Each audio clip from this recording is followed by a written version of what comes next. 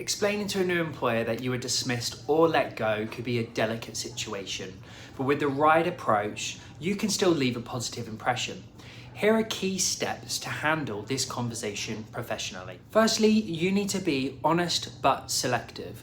You should be truthful about being let go, but there's no need to go into unnecessary detail. Focus on the facts, avoid blaming anyone or being overly negative about the previous company or your former boss.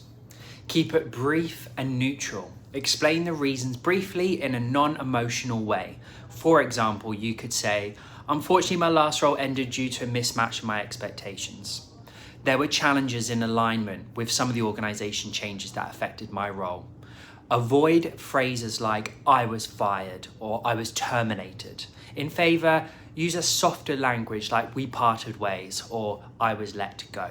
If this is relevant, take responsibility. If you are part at fault, own up to it and explain what you've learned from the experience. Employers value candidates who are self-aware and capable of growth. For example, "I realized that there were areas I needed to improve on, such as X, and I've been working on them since." Focus on the lessons learned and showcase something positive from that experience.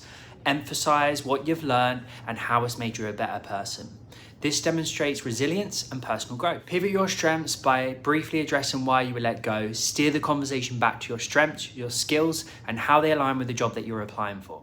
And lastly, you should stay positive and confident. Maintain a positive tone throughout the conversation.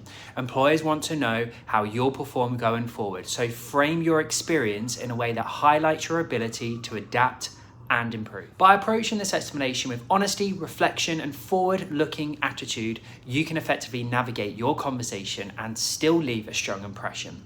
I hope this tip helps. I release tips every week on a Friday. Check out my social media pages for all my other tips and techniques, and I'll be releasing another one on Friday. Thanks.